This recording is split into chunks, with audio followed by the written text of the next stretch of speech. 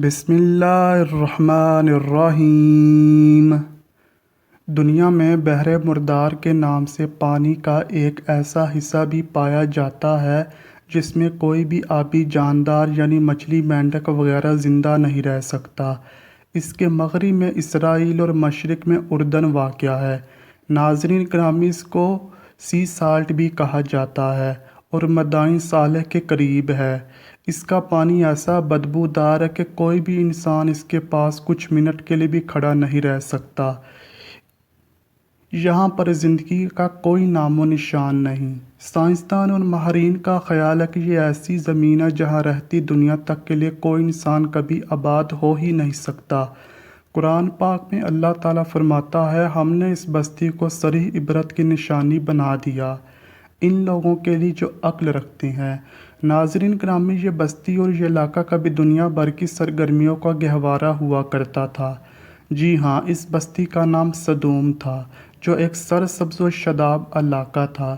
ہر طرح کی سبزی اور پھل وہاں پیدا ہوتے تھے۔ طرح طرح کے میوہ جات اور ہر قسم کا اناج شہر سدوم میں پیدا ہوتا تھا۔ جدید قسم کا نہری نظام اور چشموں سے یہ بستی بھری پڑی تھی۔ یہی وجہ تھی لوگ دوسرے شہروں سے اس بستی کی رونق دیکھنے کے لیے سدوم تشریف لاتے تھے۔ شروع میں سدوم کے لوگوں نے مہمانوں کو خوش آمدید کہا اور ہر طرح سے ان کی خدمت کی، لیکن پھر آہستہ آہستہ یہ دن بھی آیا، قوم سدوم مہمانوں سے تنگ آ گئی اور سارے لوگ سوچنے لگے کیسے انہیں اس مہمانوں کو بستی میں آنے سے روکا جائے۔ بستی والوں نے ہر قسم کا منصوبہ بنا کر دیکھ لیا، لیکن مہمان اور سیاح اس بستی کی طرف آنے سے نہ رکے۔ پھر ایک دن شیطان ان پر حملہ آور ہوتا ہے اور ایک بزرگ کی شکل میں آ کر قوم سدوم سے مخاطب ہوتا ہے، میں تم لوگوں کو ایسی تدبیر بتا سکتا ہوں جس سے تم مہمانوں سے فائدہ بھی اٹھا سکو گے اور آہستہ آہستہ مہمان اس بستی کا رخ کرنے سے بھی ڈرنے لگیں گے۔ پوری قوم خوشی میں نعرے لگانے لگی۔ وہ بوڑھا کہنے لگا، کل کے دن تمہاری طرف جو مہمان بھی آئے، تم لوگ زبردستی اس کے ساتھ بدفعلی کرو، اور یہ بدفعلی صرف مہمان مردوں کے ساتھ تمہاری بستی کے مردوں کو کرنی ہے۔ بستی والوں کو یہ تدبیر کوئی خاص نہ لگی، لیکن پھر جب اگلے دن شیطان ایک نہایت خوبصورت اور نوعمر لڑکے کو اس بستی میں لے کر آیا، جس کو دیکھ کر قوم سدوم کے سردار اپنی شہوت پر قابو نہ رکھ سکے اور کہنے لگے، ہمیں ہر صورت اس بوڑھے کے مشورے پر عمل کرنا چاہیے۔ قوم کے 4 سرداروں نے اس لڑکے کو باندھ کر اس کے ساتھ بدفعلی شروع کر دی۔ چنانچہ اس طرح شیطان نے قوم سدوم کو بدفعلی سکھائی۔ بس پھر اس کے بعد آہستہ آہستہ جیسے جیسے مہمان ان کی بستی میں آتے تو یہ لوگ ان کے ساتھ زبردستی بدفعلی کرتے اور پھر یہ لوگ اس گناہ کے عادی ہو گئے۔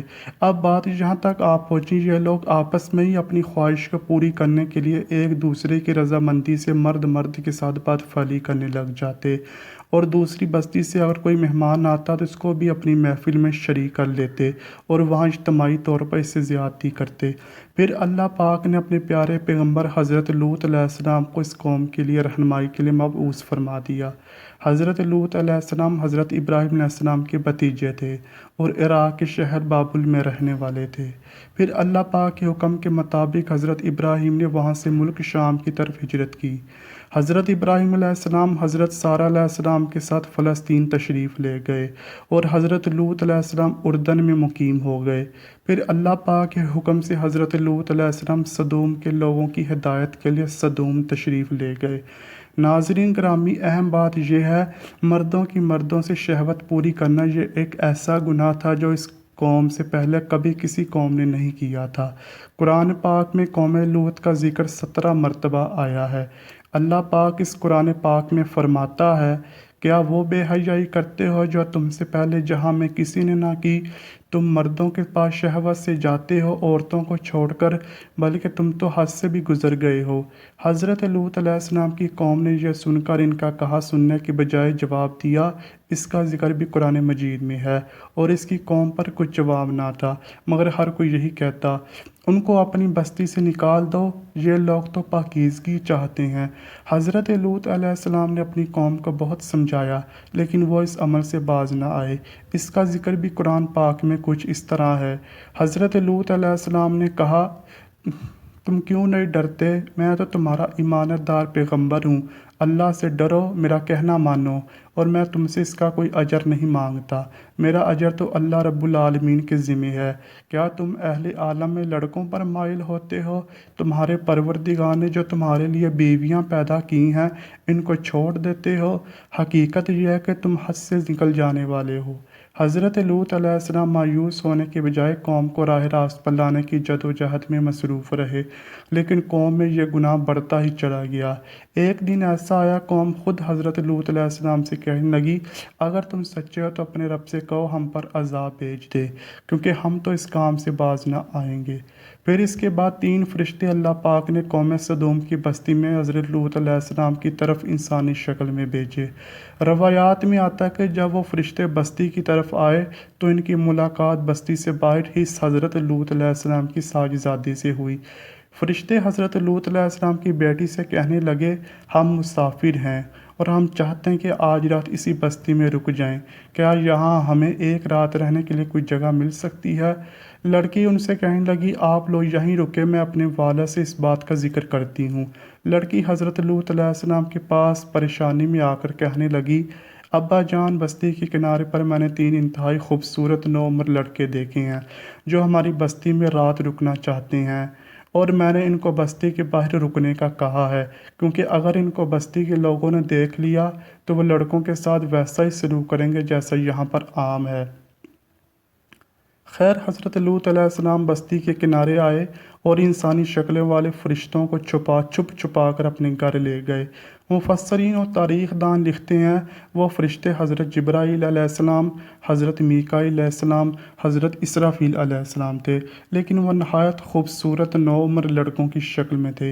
हज़रत लूत अलैहिस्सलाम की बीवी वाला काफिरों से मिली हुई थी, इसलिए इसने यह राज फाश कर दिया, हमारे घर में 3 खूबसूरत नौउम्र लड़के मेहमान बनकर आए हैं और लूत अलैहिस्सलाम इनको छुपा रहे हैं। बस यह सुनना था कि बस्ती के लोगों ने हज़रत लूत अलैहिस्सलाम के घर का घेराव कर लिया। अल्लाह पाक कुरान में फरमाता है, और जब कौम दौड़ती हुई उनके पास पहुंची, ये लोग पहले ही से बुरे काम किया करते थे, तो लूत अलैहिस्सलाम ने कहा, ए कौम, ये जो मेरी लड़कियां तुम्हारे लिए जायज़ हैं, ये पाक हैं। अल्लाह से डरो और मुझे मेरे मेहमानों के बारे में रुसवा ना करो। क्या तुम में से कोई शाइस्ता आदमी नहीं? हज़रत लूत अलैहिस्सलाम की बात सुनकर वो बोले, ए लूत अलैहिस्सलाम, हमें तुम्हारी बेटियों से कोई हाजत नहीं, और जो हमारी असल चाहत है इससे तुम बखूबी वाकिफ़ हो। कौम लूत अलैहिस्सलाम की इस बेशर्माना जवाब से अंदाज़ा लगाया जा सकता है कि वो फ़ेल बद में किस हद तक मुब्तला हो चुकी थी। जब पूरी कौम ने हज़रत लूत अलैहिस्सलाम के घर का घेराव कर लिया तो हज़रत लूत अलैहिस्सलाम यूँ फरमाने लगे, ए काश मुझ में तुम्हारे मुकाबले की ताकत होती या किसी मजबूत किले में पनाह पकड़ सकता।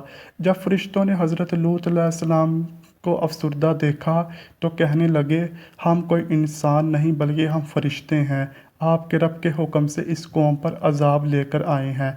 इसके बाद फरिश्ते हज़रत लूत अलैहिस्सलाम से कहने लगे, आप और आपकी आल औलाद आज रात ही इस बस्ती को छोड़कर चले जाएं और अपने रब का ये हुक्म याद रखिएगा, जब इस बस्ती पर अजाब नाजिल हो रहा हो तो तुम लोग इस छोड़कर जा रहे हो तो कोई भी पीछे मुड़कर मत देखे। चुनांचे हज़रत लूत अलैहिस्सलाम अपने अहलो याल को लेकर निकल पड़े। इनकी बीवी वाला भी इनके साथ थी। इधर बस्ती के लोग हज़रत लूत के घर के बाहर जमा थे। हज़रत जिब्राईल अलैहिस्सलाम ने अपना एक पर मारा और वह सारे लोग जो बाहर जमा थे वो अंधे हो गए। ये अजाब सिर्फ इन लोगों के लिए था जो हज़रत लूत अलैहिस्सलाम के घर के बाहर जमा थे। कुरान पाक में इरशाद है, और उन्होंने लूत अलैहिस्सलाम से उनके मेहमानों को लेना चाहा तो हमने उनकी आंखें अंधी कर दीं। इसके बाद जिब्राईल अलैहिस्सलाम ने इस बस्ती को अल्लाह के हुक्म से ज़मीन से उखेड़ा और फिर अपने बाजू पर रखकर आसमान पर ले गए, यहाँ तक कि इस बस्ती के मुर्गों और कुत्तों की आवाज़ें आसमान के फरिश्तों ने सुनी और इस सारी बस्ती को ज़मीन पर दे मारा। फिर इसके बाद अल्लाह पाक ने लोगों पर पत्थर की बारिश की। मुफस्सरीन लिखते हैं कि हर वो पत्थर उस शख्स को लगता जिस पत्थर पर उस शख्स का नाम लिखा होता। उम्मीद करता हूँ आपको मेरी वीडियो पसंद आई होगी। अगर आपको मेरी वीडियो पसंद आई है तो प्लीज़ मेरी वीडियो को लाइक कीजिए, शेयर कीजिए और कमेंट कीजिए, और मेरे चैनल को लाजमी सब्सक्राइब कीजिए। ملتے ہیں اگلی ویڈیو میں، تب تک کے لیے اللہ حافظ۔